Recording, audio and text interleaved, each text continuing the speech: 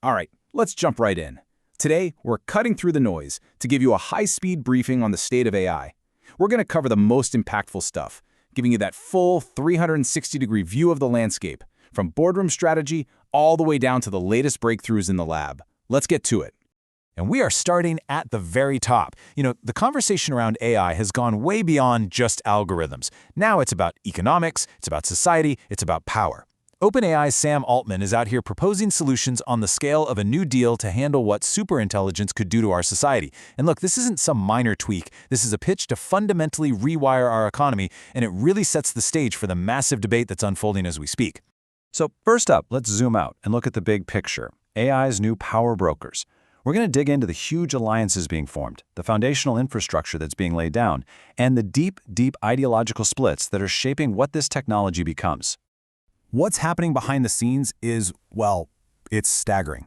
To lock down the future of AI, this incredible coalition of tech giants, and we're talking Amazon, Apple, Google, Microsoft, NVIDIA, you name it, they're joining forces in this thing called Project Glasswing. This is not a small startup play. This is the industry's absolute heavyweights, creating a united front to shape the core of tomorrow's world. And this slide right here captures the core conflict perfectly. On one side, you've got OpenAI's grand society-reshaping vision. But on the other side, you've got critics firing back, calling these ideas regulatory nihilism. What they're saying is, these are huge concepts without a real plan, and they worry it could just end up with the big companies writing their own rules. It's a really fierce battle over who gets to design the future of AI governance. So while those policy debates are raging, the actual technical foundation of AI is being totally rebuilt. We're seeing the rise of what's called the AI native cloud. And this isn't just about adding more servers. No, this is a fundamental redesign of cloud infrastructure built from the ground up specifically for the intense, unique demands of AI. This is the new bedrock that the entire industry is being built on.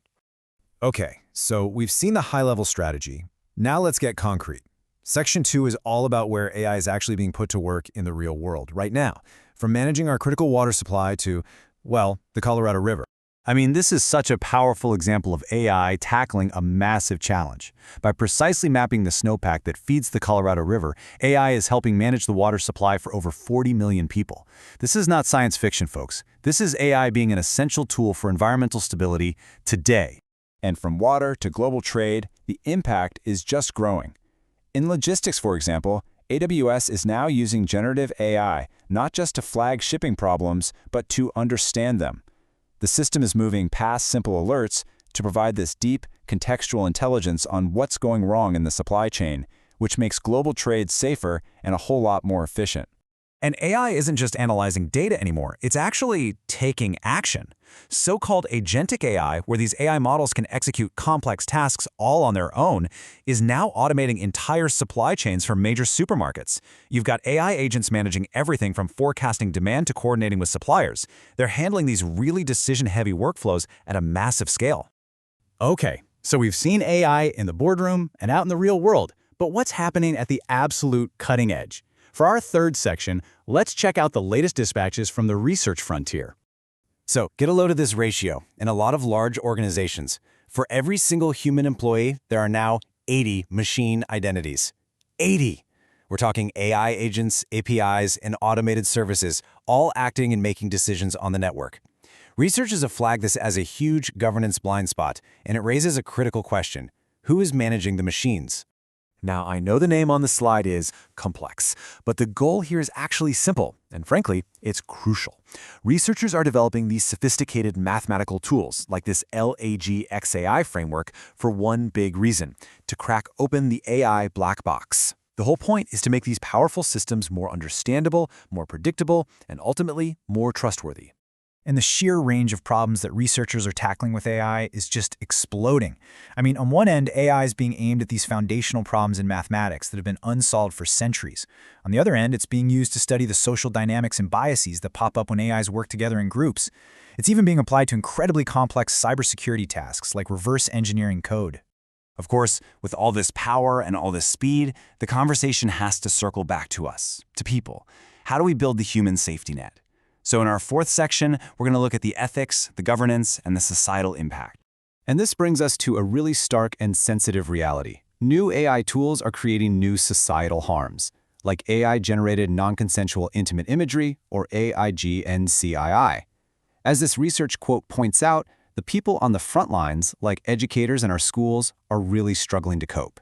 The technology is just moving way faster than our ability to create the support systems we need.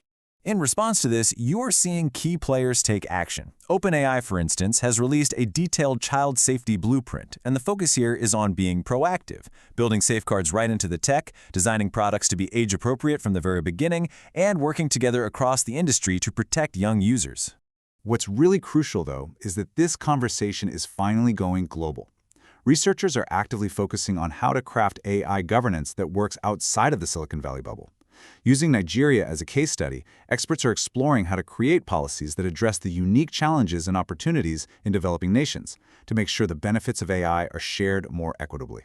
So after this whirlwind tour of the AI ecosystem, what does it all mean? For our final section, let's connect the dots. It all really boils down to three key things shaping AI today.